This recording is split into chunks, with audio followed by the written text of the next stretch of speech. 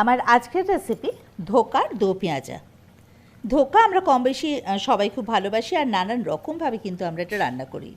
তো এভাবে একবার ট্রাই করে দেখতে পারেন, আশা করি ভালো লাগবে। আর আমার চ্যানেলটাকে সাবস্ক্রাইব করে আমার পাশে থাকার অনুরোধ রইল। আর আমার রেসিপিগুলোর নোটিফিকেশান পেতে বেল আইকনটা কিন্তু অবশ্যই প্রেস করে দেবেন। কোনো অকেশনে অন্যান্য আইটেমের সঙ্গে এই আইটেমটাও কিন্তু ইনক্লুড করতে পারেন। তো এর জন্য আমি নিয়েছি 200 গ্রাম মটর ডাল, আপনারা ছোলার ডাল নিতে পারেন। ডালটাকে আমি আগে একটু ভালো করে ধুয়ে নিয়েছি, তারপর এটাকে একটু গরম জলে 1.5 থেকে 2 ঘন্টা ভিজিয়ে রেখেছি। আর ঠান্ডা জলে ভেজাতে আর একটু বেশিক্ষণ রাখতে হবে। তো এটা ভেজানো হয়ে গেছে। 1.5 ঘন্টা পর আমি একটা মিক্সিং জারে সব ডালগুলো, ভেজানো ডালগুলো নিয়ে নিয়েছি। এতে দিয়েছি 1 টিস্পুন নুন, 1 টিস্পুন হলুদ, 1 টিস্পুন চিনি। এবারে এটার মধ্যে দিয়ে দেবো আমি একটা ছোট পেঁয়াজ কুচানো, 2টো রসুনের কোয়া, আর 1/2 ইঞ্চি আদা, আর 2টো কাঁচা লঙ্কা। এবার একটু সামান্য জল দিয়ে এটাকে আমি মিক্সিতে পেস্ট করে নেব। আমার এটা পেস্ট করে নেওয়া হয়ে গেছে। এবার আমি একটা বাটিতে ঢেলে নেব। এটা কিন্তু একদম মিহি পেস্ট হবে না, একটু ঠিক এই ধরনের হবে পেস্টটা। তো যাই হোক, এটা পাশে সরিয়ে রাখলাম। এবার একটা থালার মধ্যে আমি অল্প একটু তেল নিয়ে সেই তেলটা পুরো থালার মধ্যে ভালোভাবে ব্রাশ করে রাখলাম। থালাটাও পাশে রেখে দিলাম।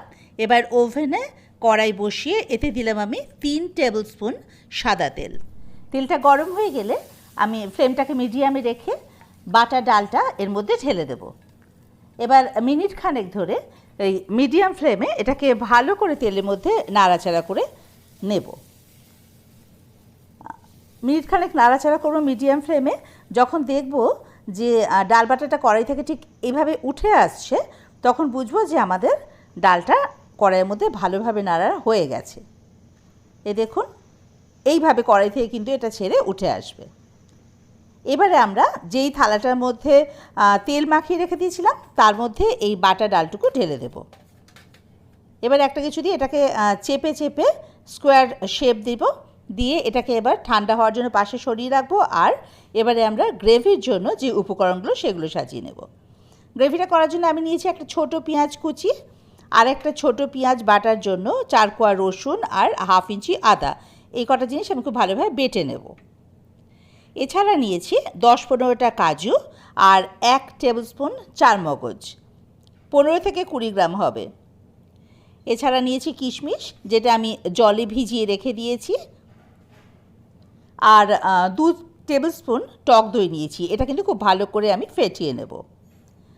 আর ফোড়নের জন্য আমি নিয়েছি 3টে লবঙ্গ, 3টে ছোটো এলাচ, ছোটো এলাচগুলো ফাটিয়ে নিয়েছি, একটা শুকনো লঙ্কা, 2টো ছোটো তেজপাতা, 1/2 টিস্পুন জিরে, আর নিয়েছি 1/2 টিস্পুন ধনে গুঁড়ো, 1/2 টিস্পুন জিরে গুঁড়ো, আর শুকনো লঙ্কার গুঁড়ো আর কাশ্মীরি লঙ্কা গুঁড়ো মিশিয়ে নিয়েছি। এছাড়া নিয়েছি শাহি গরম মশলা।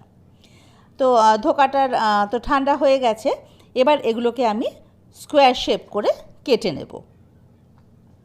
আপনারা চাইলে এটাকে বরফি আকারেও কেটে নিতে পারেন। আমি স্কোয়ার শেপ করে কেটে নিয়েছি। আবার আমি ওভেনে কড়াই বসিয়ে এবার ধোকাগুলো ভাজার জন্য পরিমাণ মতো তেল দিয়ে দিলাম। একটু বেশিই তেল দেব। এবারে ওই যেগুলো কেটে রেখেছিলাম ধোকাগুলো, ওগুলো একে একে এই তেলের মধ্যে ছেড়ে দেব। এবারে ফ্লেমটা কিন্তু মিডিয়ামে করে দেবো। আবার একটা পিঠ ভাজা হয়ে গেলে উল্টে দেব ধোকাগুলো। এভাবে সব কটা ধোকা লাল লাল করে ভেজে নেব মিডিয়াম ফ্লেমেই। ধোকাগুলো ভাজা হয়ে গেছে। এবার এগুলো আমি একটা বাটিতে তুলে নেব।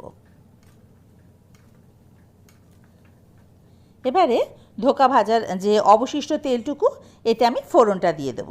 তেজপাতা, জিরে, শুকনো লঙ্কা আর গোটা গরম মশলা। ফোড়নটা থেকে একটু ভালো গন্ধ বেরোলে এর মধ্যে আমি কুচিয়ে রাখা পেঁয়াজটা দেব। একটা ছোটো পেঁয়াজ কুচিয়ে রেখেছিলাম, সেই পেঁয়াজটা দিয়ে দেবো, আর পেঁয়াজটা লাল লাল করে ভাজবো। পেঁয়াজ আমার লাল লাল করে ভাজা হয়ে গেছে। এবারে এর মধ্যে দিয়ে দেবো আমি আগে থেকে পেঁয়াজ, রসুন, আদা যে পেস্ট করেছিলাম সেই পেস্টটা। ভালোভাবে নেড়ে চেড়ে এর মধ্যে পরিমাণ মতো নুন, হলুদ, মিষ্টি দেব। আমি এতে 1 টিস্পুন নুন, 1/2 টিস্পুন হলুদ, আর 2 টিস্পুন চিনি দিয়েছি। এটা একটু মিষ্টি মিষ্টি হয়। আপনারা যদি চিনি কম খান তাহলে চিনি কমিয়ে দেবেন বা দেবেন না, এটা আপনাদের ওপরে। তো এবারে আমি এর মধ্যে মশলাগুলো দিয়ে দেবো। ওই যে ধনে জিরে গুঁড়ো মিশিয়ে রেখেছিলাম, আর শুকনো লঙ্কা গুঁড়ো আর কাশ্মীরি শুকনো লঙ্কা গুঁড়ো দুটো মিশিয়ে রেখে দিয়েছিলাম, সেটা এর মধ্যে দিয়ে ভালোভাবে আবার নেড়ে চেড়ে মিশিয়ে নেব। ভালোভাবে মেশানো হয়ে গেছে। এবারে এর মধ্যে দিয়ে দেবো আমি ওই কাজু আর চারমগজ যে পেস্ট করেছিলাম সেই পেস্টটা এর মধ্যে দিয়ে দেবো, আর ওই বাটি ধুয়ে অল্প একটু জল দিয়ে দেবো যাতে মশলাগুলো পুড়ে না যায় আর মশলাটা ভালোভাবে কষানো হয়। এর মধ্যে দিয়ে দিলাম কিশমিশ আগে থেকে ভিজিয়ে রাখা। এবার সব কিছু আবার একসঙ্গে ভালোভাবে নাড়াচাড়া করে টক দইটা কিন্তু ফেটিয়ে দেবো এর মধ্যে এবার, কিন্তু এই সময় ফ্লেমটা একদম লোতে থাকবে। টক দই যখন আমরা কোনো রান্নায় মশলায় দেব তখন ফ্লেমটা হাইতে থাকলে দইটা কেটে যাওয়ার সম্ভাবনা থাকে, তাই আমি ফ্লেমটা লোতে করে দইটা দিই। এবারে গরম মশলা দিয়ে দিলাম একটুখানি, দিয়ে আবার সব কিছু একসঙ্গে খুব ভালোভাবে মিশিয়ে দেব। সব ভালোভাবে মিশে গেছে, এ দেখুন তেলটা বেরিয়ে এসছে। এবারে এর মধ্যে আমি যেই পাত্রে দই রেখেছিলাম সেই পাত্রটা ধুয়ে এখানে একটু জল দিয়ে দেব, 1 কাপ মতো। কিন্তু এখানে আরও একটু জল লাগবে, কারণ ধোকা দিয়ে ফোটাবো তো, তাই জন্য ধোকা অনেকটা ঝোল টেনে নেবে, তাই এতে আমি আরও বেশ কিছুটা জল এর মধ্যে দিয়ে দিলাম। এবারে আবার ভালোভাবে মিশিয়ে নেব।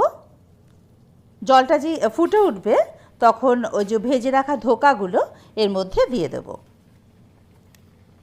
এখন কিন্তু ফ্লেমটা মিডিয়ামেই থাকবে। ধোকাগুলো এর মধ্যে ভালোভাবে মিশিয়ে নিয়ে মিনিটখানেক মিডিয়াম ফ্লেমে ভালোভাবে ফুটিয়ে নেব, যাতে ধোকার মধ্যে ঝোলটা খুব ভালো করে ঢুকে যায়। মিনিটখানেক পর এর মধ্যে আমি আর বাকি আরেকটু শাহি গরম মশলা দিয়ে ভালোভাবে আরেকটুখানি ফুটিয়ে কয়েক সেকেন্ড মতো ফুটিয়ে ঢাকা দিয়ে রাখবো। এবারে আমি ফ্লেমটাকে অফ করে রেখে দেবো 1 মিনিট স্ট্যান্ডিং টাইম।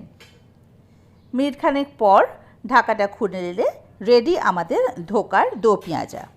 এবার আমরা এটাকে একটা বলে নামিয়ে নেব সার্ভ করার জন্য। আপনারা কিন্তু অবশ্যই বাড়িতে এটা তৈরি করে দেখবেন, আশা করি ভালো লাগবে।